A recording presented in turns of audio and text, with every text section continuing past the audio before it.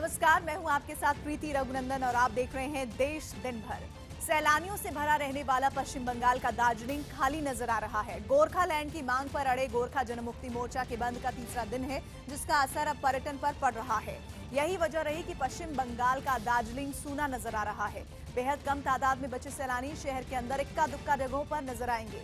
गोरखालैंड की मांग कर रहे जनमुक्ति मोर्चा के बंद का तीसरा दिन है, जिसकी वजह से परेशान पर्यटक वापस लौट रहे हैं।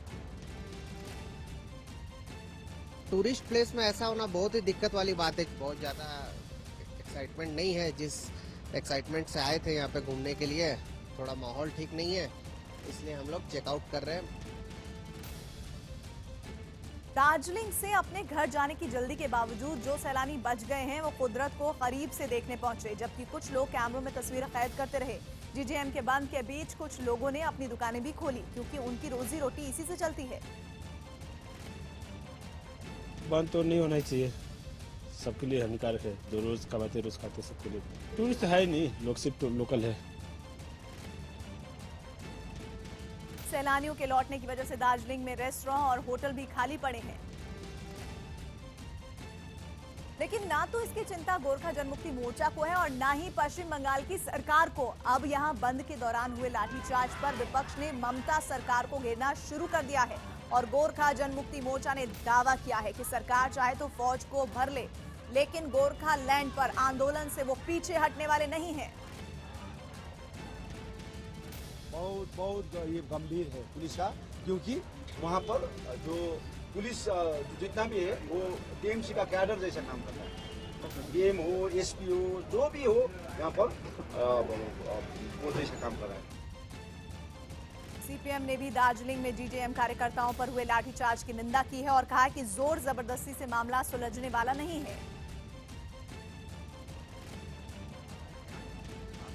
को संभालने के लिए या तो गुंडों के सहारे ले रही हैं या तो पुलिस के सहारे ले रही है। आज जैसे दार्जिलिंग, जलपाईगुड़ी, डुवर्स में, चाय बगीचा में इतना हड़ताल हुए।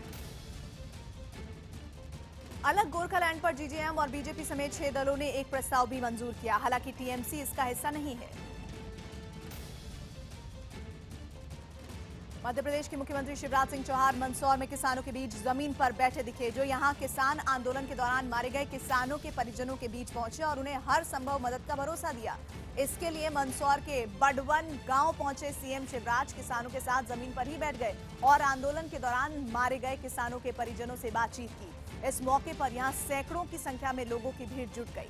मुख्यमंत्री ने किसानों को हर मुमकिन मदद का भरोसा दिया। इससे पहले शिवराज सिंह चौहान चार्टर्ड विमान से मंदसौर पहुंचे, जहां से सड़क मार्ग से बडवन गांव के लिए रवाना हुए। इस दौरान मुख्यमंत्री ने मीडिया से बातचीत नहीं की और सीधे पीड़ितों के पास पहुंचे, जहां बडवन गांव में शिवराज ने किसान घनश्याम धाकड़ के परिजनों से मुलाकात की और फिर यहां से उसके मृतक किसान के दूसरे घर गांव के लिए रवाना हो गए, जहां बंद कमरे में मृत किसान के परिजनों से मुलाकात की और उन्हें हर मुमकिन मदद दिलाने का भरोसा दिया। जिस वक्त शिवराज यहां पीड़ित परिवार से बात कर रहे थे, घर के बाहर भारी भीड़ जमा हो गई। यहां पहुंचे लोग अपने हाथों में कागज लेकर पहुंचे। जैसे ही सीएम बाहर निकले, उन्हें देने की कोशिश की। उनसे मिलने आया था, संवेदना प्रकट करने आया था। मुख्यमंत्री शिवराज सिंह चौहान को अपने बीच पाकर पीड़ित परिवार भी खासे संतुष्ट दिखे। उसको बोले कि 1 करोड़ रुपए की राशि तारे बैंक में जमा आई जाएगा। अच्छा। हाँ, और बैंक माफ कर दूंगा। तो और भी खेत गिरवे पड़ जाए तो और भी राशि मिलेगा, उनमें छुड़ा दूर हो सकती है सर। शिवराज सिंह ने पीड़ित परिवार से मिलकर उनका दर्द बांटा और माहौल सामान्य करने की कोशिश की। लेकिन विपक्ष को शिवराज सिंह का यह अंदाज रास नहीं आया। इसके लिए कांग्रेस ने मुख्यमंत्री पर दोहरा रवैया अपनाने का आरोप लगाया और सरकार को किसानों की समस्याएं हल करने की नसीहत दी। पार्टी के वरिष्ठ नेता ज्योतिरादित्य सिंधिया जी, वो जाना चाहते तो उनको तो रोका। हार्दिक पटेल जाना चाहते तो उनको भी रोका। बाकी कोई नहीं जा सकता। राहुल गांधी जी जाना चाहते थे, उनको रोका। लेकिन मुख्यमंत्री जाएंगे और वो भी बिना किसी आश्वासन के, बिना किसी निर्णय के। जो समस्या है उसका समाधान करें। जाना आना अलग बात है। जो आपकी सरकार के द्वारा गोली वर्षा से 6 किसान मारे गए, उनको राहत पहुंचाने का काम सबसे पहले करो। वहीं कांग्रेस नेता ज्योतिरादित्य सिंधिया ने 72 घंटे का सत्याग्रह शुरू कर दिया है। इसके जरिए कांग्रेस नेता किसानों से सीधा संवाद कर रहे हैं। सत्याग्रह की जगह पर पुलिस फायरिंग मारे गए किसानों की तस्वीरें भी लगाई गई है। इस बीच मध्य प्रदेश में माहौल शांत है, लेकिन सियासत का असर सड़कों पर अभी भी दिख रहा है। और इसकी तस्वीर दिखी मध्य प्रदेश के मैहर में, जहां किसानों और कांग्रेस कार्यकर्ताओं ने हाईवे जाम कर दिया और सड़क पर सब्जियां फेंककर विरोध जताया। आंदोलन की वजह से करीब 2 घंटे तक हाईवे पर ट्रैफिक ठप रहा। हालांकि इस बीच मध्य प्रदेश पुलिस ने किसान आंदोलन के दौरान भड़काऊ बयानबाजी करने वाले नेताओं पर भी सख्ती तेज कर दी है। इस कड़ी में कांग्रेस की विधायक शकुंतला खटीक के ठिकानों पर छापेमारी की गई। वहीं मध्य प्रदेश सरकार ने साफ कर दिया कि आंदोलन के दौरान दर्ज केस वापस नहीं लिए जाएंगे। वैसे इससे पहले मुख्यमंत्री शिवराज सिंह चौहान ने किसान आंदोलन के दौरान दर्ज किए गए केस वापस लेने का ऐलान किया था। दक्षिण कश्मीर के एक इलाके में 16 आतंकी हाथों में बंदूक लहराते हुए घूम रहे थे। भारतीय सेना को निशाना बनाने के लिए पाकिस्तानी सीमा पार से लगातार सीज फायर का उल्लंघन कर रहा है और उसकी आड़ में आतंकियों की घुसपैठ कराई जा रही है। और सीमा पार से घुसपैठ करके आए 16 आतंकियों का एक वीडियो भी सामने आया है, जिसमें सभी आतंकी दक्षिण कश्मीर के खुले इलाके में हाथों में बंदूक लहराते दिख रहे हैं। वीडियो में सभी आतंकियों के चेहरे भी साफ नजर आ रहे हैं। सूत्रों के मुताबिक ये आतंकी लश्कर और हिज्ब से ताल्लुक रखते हैं और इनका मकसद कश्मीर में सेना के जवानों को निशाना बनाना है। और बीते रोज आतंकियों ने अपने मकसद को अंजाम देने की एक कोशिश और की। इसके लिए कश्मीर में अलग अलग जगहों पर सेना, सीआरपीएफ और पुलिस के कैंप पर आतंकी हमले किए गए। पहला हमला शाम 6 बजे त्राल में सीआरपीएफ के कैंप पर किया गया, जब कुछ नकाबपोश आतंकी सीआरपीएफ की 180वीं बटालियन के कैंप पर ग्रेनेड फेंककर वहां से फरार हो गए। इस हमले में सीआरपीएफ के 10 जवान घायल हुए हैं, जिन्हें श्रीनगर में सेना के बेस अस्पताल में भर्ती करवाया गया। इन आतंकी हमले की जिम्मेदारी हिजबुल मुजाहिदीन ने ली। दूसरा हमला रात 8 बजे पुलवामा में हुआ। यहां भी आतंकियों ने सीआरपीएफ की 130वीं बटालियन पर ग्रेनेड से हमला बोला और वहां से फरार हो गए। लेकिन जवानों की मुस्तैदी की वजह से इस आतंकी हमले में कोई नुकसान नहीं हुआ। इसके बाद तीसरा हमला रात करीब 8:30 बजे पुलवामा पुलिस स्टेशन पर हुआ, जहां आतंकियों ने थाने के अंदर एक ग्रेनेड फेंक दिया और इस आतंकी हमले में 2 पुलिसकर्मी घायल हुए, जिन्हें तुरंत अस्पताल में भर्ती करवाया गया। रात करीब 9 बजे अनंतनाग में आतंकियों ने चौथे हमले को अंजाम दिया, लेकिन इस हमले में कोई नुकसान नहीं हुआ। कुछ देर बाद अनंतनाग में ही आतंकियों ने एक और हमले को अंजाम दिया और जम्मू कश्मीर उच्च न्यायालय के पूर्व जज मुजफ्फर हुसैन अतर के घर पर तैनात सुरक्षा कर्मियों पर धावा बोल दिया। उनसे 4 राइफल लूटकर फरार हो गए। गनीमत ये रही कि हमले में वक्त मुजफ्फर हुसैन घर पर नहीं थे। छठे हमले को आतंकियों ने रात करीब 9:30 बजे अंजाम दिया और सोपोर में 22 राष्ट्रीय राइफल के कैंप पर ग्रेनेड फेंका, लेकिन सेना ने तुरंत जवाबी कार्रवाई की, जिससे डरकर आतंकी अंधेरे में फरार हो गए। 7वां और आखिरी हमला रात करीब 10 बजे त्राल में 42 राष्ट्रीय राइफल के कैंप पर किया गया, लेकिन यहां भी सेना ने हमले को नाकाम कर दिया। लेकिन आतंकियों ने सिलसिलेवार हमलों की कामयाबी का जश्न भी मनाया और सुरक्षा कर्मियों से छीनी गई राइफल और मोबाइल को अपनी कामयाबी मानते हुए एक पोस्टर जारी किया, जिसमें सेना पर किए हमलों को ऑपरेशन सब्जार नाम दिया गया।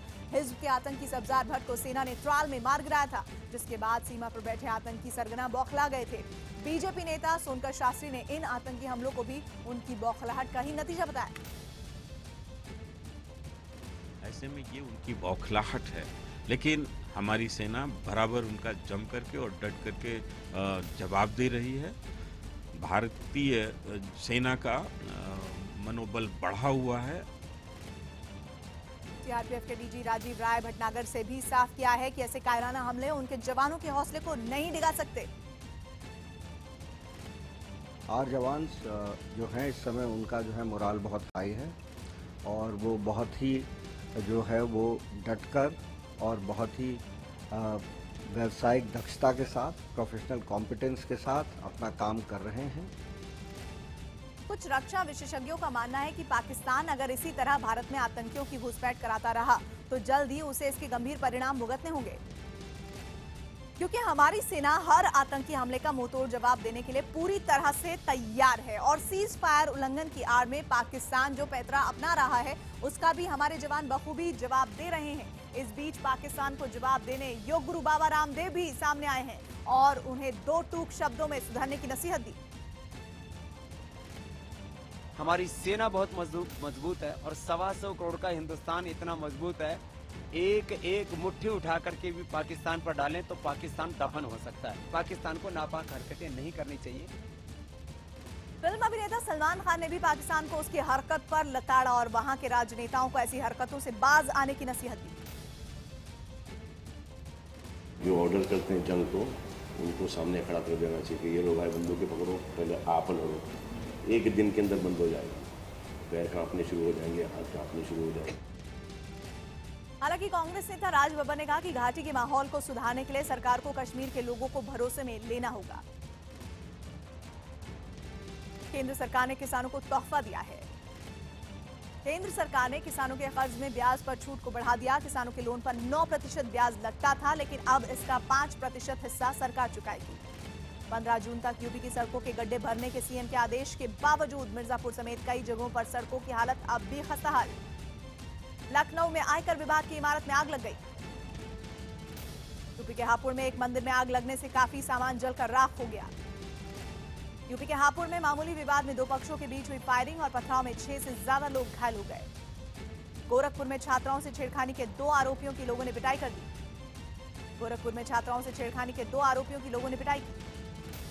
बिहार के समस्तीपुर में कुछ युवकों पर एक लड़की को घर में घुसकर जिंदा जलाने के आरोप लगाते हुए परिजनों ने प्रदर्शन किया।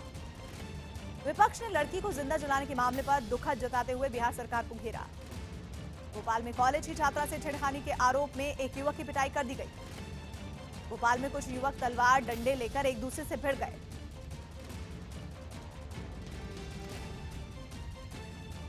इंदौर में ट्रेन पर सेल्फी ले रहे कुछ युवक जब ट्रेन का हॉर्न सुनकर भी नहीं हटे तो मजबूरी में ड्राइवर को ट्रेन रोकनी पड़ी।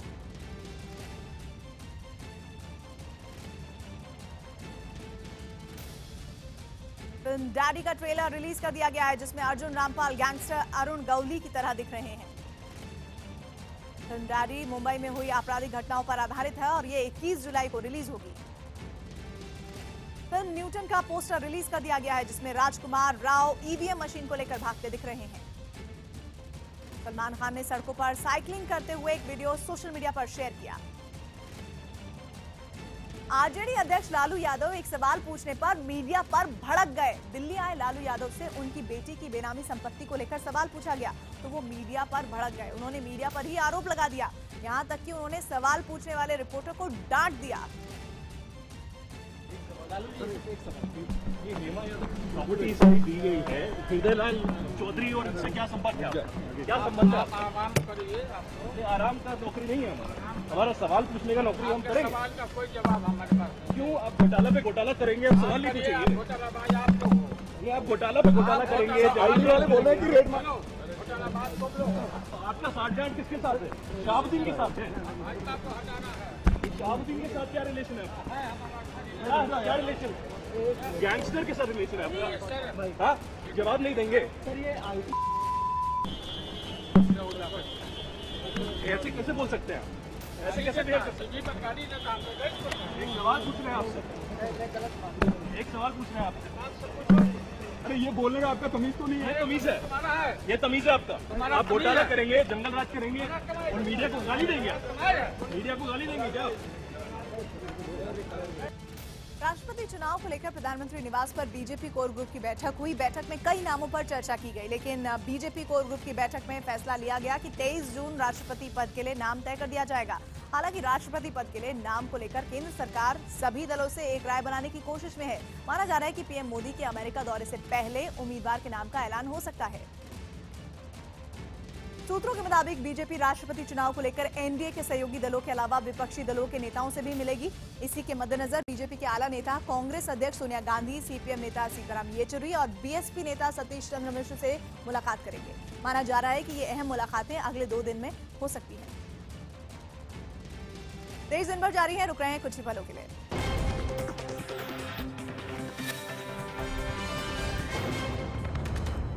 उत्तर प्रदेश के कौशाम्बी में साइकिल सवार एक युवक अपने कंधे पर 7 महीने की बच्ची का शव ले जाते दिखा। युवक का आरोप है कि उसे जिला अस्पताल ने ये कहकर एम्बुलेंस देने से मना कर दिया कि उसमें डीजल नहीं है, जिसके बाद उसे मजबूरन अपनी 7 महीने की भांजी का शव एक हाथ के सहारे कंधे पर रखकर साइकिल से ले जाना पड़ा, जबकि जिला अस्पताल से उसका घर 1-2 किलोमीटर नहीं बल्कि 10 किलोमीटर दूर था। गाड़ी में तेल नहीं है, फिर फोन दोबारा किए तो बोले कि अभी थोड़ा रुको, हम बाद में देखते हैं। उत्तर प्रदेश के उप मुख्यमंत्री केशव प्रसाद मौर्य के गढ़ में हुई इस घटना के सामने आने पर अस्पताल के आला अधिकारी अफसोस जताने लगे और जांच की बात कह रहे हैं। बहुत ही दुखद है। मैं सीमा साहब से अभी जांच पड़ताल करके इसमें आवश्यक कार्यवाही करूंगा और जो भी दोषी होगा वो शामिल होगा। शव ले जाने के लिए एम्बुलेंस न देने के आरोप में अस्पताल के एक ड्राइवर और एक डॉक्टर के खिलाफ एफआईआर दर्ज कर ली गई है। योगी सरकार कार्रवाई की बात कहकर सरकारी सेवाओं को चुस्त दुरुस्त करने का दावा तो कर रही है, लेकिन सरकार बनने के करीब 3 महीने बाद भी जमीनी हकीकत कुछ और ही कहानी बयां कर रही है, क्योंकि एम्बुलेंस न मिलने का एक और मामला सहारनपुर में भी सामने आया है। एक सामुदायिक स्वास्थ्य केंद्र पर एक गर्भवती महिला को एम्बुलेंस नहीं मिल पाई और उसे प्राइवेट वैन से जाना पड़ा। यहाँ भी बहाना डीजल का ही बनाया गया। एक 4 गाड़ियां हैं गंगों के अंदर, उसमें एक की तो बैटरी खराब है, दूसरे का फ्यूल कार्ड ब्लॉक हो गया है। हाँ, पेट्रोल पंप वगैरह हैं, वहाँ के इनके सर्वर डाउन हो गए थे। इनके पास एक कार्ड होता है जिससे कि पेट्रोल डाला जाता है, इसलिए इनको असुविधा रही, फिर भी इन्होंने 2 गाड़ियाँ तो चला दी। सीएमओ एम्बुलेंस में पेट्रोल नहीं होने की बात कह रहे हैं, जबकि पीड़ित परिवार के मुताबिक उसने तेल भरवाने की भी पेशकश की थी, जिससे अस्पताल वालों ने ठुकरा दिया। और सारी रात वो तड़पती रही और नॉर्मल कहते रही कि कोई बात नहीं, टेंशन न लो। 4 घंटे का टाइम दे दिया। जब ड्यूटी बदली तो दूसरी डॉक्टर ने आके बताया कि इनका खून कम है और आपको सहारनपुर जाना पड़ेगा। एम्बुलेंस वाले के पास गए, वो बड़ी जोर से उसने कहा कि किसी एम्बुलेंस 4 एम्बुलेंस खड़ी थी कि किसी एम्बुलेंस में तेल नहीं है। एम्बुलेंस सेवा न मिलने की घटनाओं पर सूबे के स्वास्थ्य मंत्री सिद्धार्थनाथ सिंह ने चेतावनी दी है कि वो 108 नंबर सेवा देने वाले ऑपरेटर के खिलाफ सख्ती से पेश आएंगे। 108 जो सर्विसेज प्रोवाइड करते हैं उनको बुलाया जाए और पूरी जानकारी ली जाए, और जानकारी के हिसाब से जो भी दोषी है उसको चिन्हित करते हुए उसके ऊपर जो भी दोष है उसके आधार पर उनके ऊपर कार्रवाई करनी चाहिए। वहीं विपक्ष ने आरोप लगाया कि योगी सरकार को गाय और एंटी रोमियो से फुर्सत मिलेगी, तभी उसे गरीबों का दुख दिखाई देगा। आदित्यनाथ जी पे मैं खास टिप्पणी नहीं करना चाहता, सिर्फ ये कहना चाहता हूं कि अगर वो मुख्यमंत्री हैं अब, तो जरा सा बीफ पॉलिटिक्स, गाय की राजनीति से आगे हट कुछ प्रदेश की और समस्याओं पर भी ध्यान दें। एंटी रोमियो स्क्वाड से आगे भी उनकी नजर जाए। इलाज के दौरान में उसकी मौत हो गई। उनकी मृत्यु के बाद उनको एम्बुलेंस से या अन्य साधन से सरकार ने मुहैया नहीं कराया, जिसकी वजह से जो परिवार के लोग हैं उसे साइकिल पे पीछे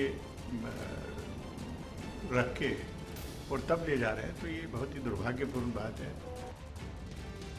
उत्तर प्रदेश में मुफ्त एम्बुलेंस सेवा की शुरुआत अखिलेश सरकार में हुई थी। माना जा रहा था कि योगी सरकार बनने के बाद इसमें सुधार आएगा, लेकिन कहीं खराब पड़ी तो कहीं बिना डीजल के खड़ी ये एम्बुलेंस जनता को सिर्फ चिढ़ाने का काम कर रही है।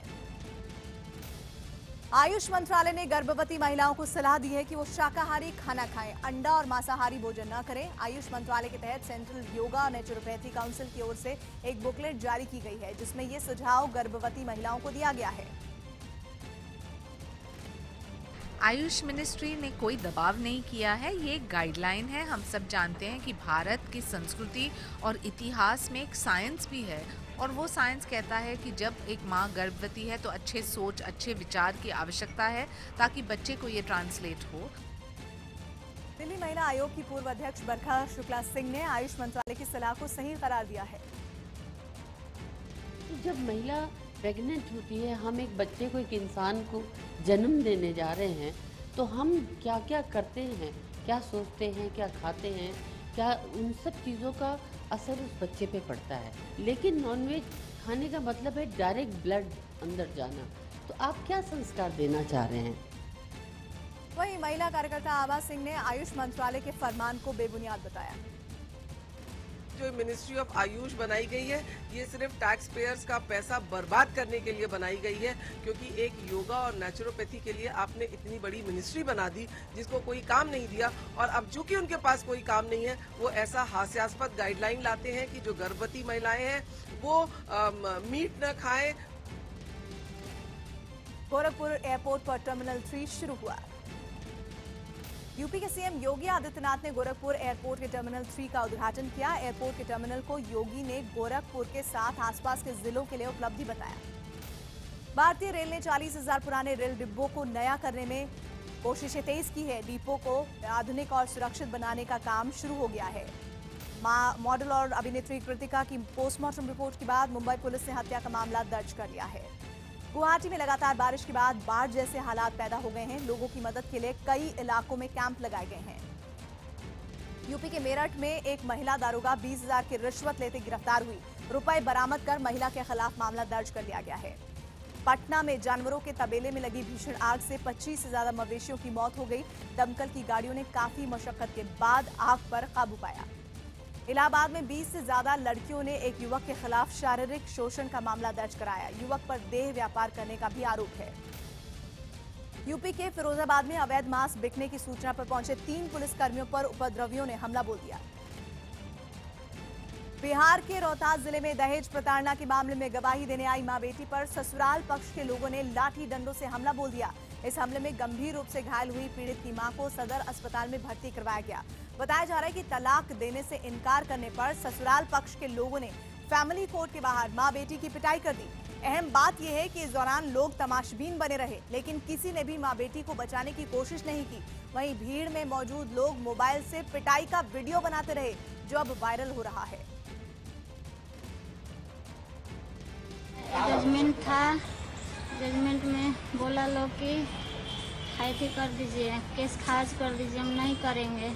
और निकले कोर्ट से बाहर, गेट के पास मारपीट करके माई बेटी दोनों के मार के गिरा दिया। उत्तर प्रदेश के जौनपुर में एक बस बेकाबू होकर नदी में जा गिरी। इस हादसे में बस में सवार 8 यात्रियों की दर्दनाक मौत हुई है। मरने वालों में एक महिला भी शामिल है। जानकारी के मुताबिक यूपी रोडवेज की ये बस इलाहाबाद से जौनपुर जा रही थी। इस दौरान जौनपुर में सिकरारा थाना इलाके के पास हादसे का शिकार हुई। इस हादसे में 27 यात्रियों को चोटें आई हैं। सभी घायलों को जिला अस्पताल में भर्ती करवाया गया है। राजस्थान के कोटा जिले में सुल्तानपुर क्षेत्र में एक मगरमच्छ के आने से हड़कंप मच गया। बंबोरी गांव में राजेंद्र माली नाम के एक शख्स के घर में करीब 3 फीट लंबा मगरमच्छ घुस आया। जब राजेंद्र माली जानवरों का चारा लेकर घर लौटे तो मगरमच्छ ने हमला कर दिया, जिससे वो बड़ी मुश्किल से बाहर बचकर निकल पाए। आसपास के लोगों को जानकारी दी, जिसके बाद ग्रामीणों ने काफी मशक्कत के बाद मगरमच्छ को काबू किया और उसे पकड़कर वन विभाग के हवाले कर दिया। इसके बाद वन कर्मियों ने मगरमच्छ को चंबल नदी में ले जाकर छोड़ दिया।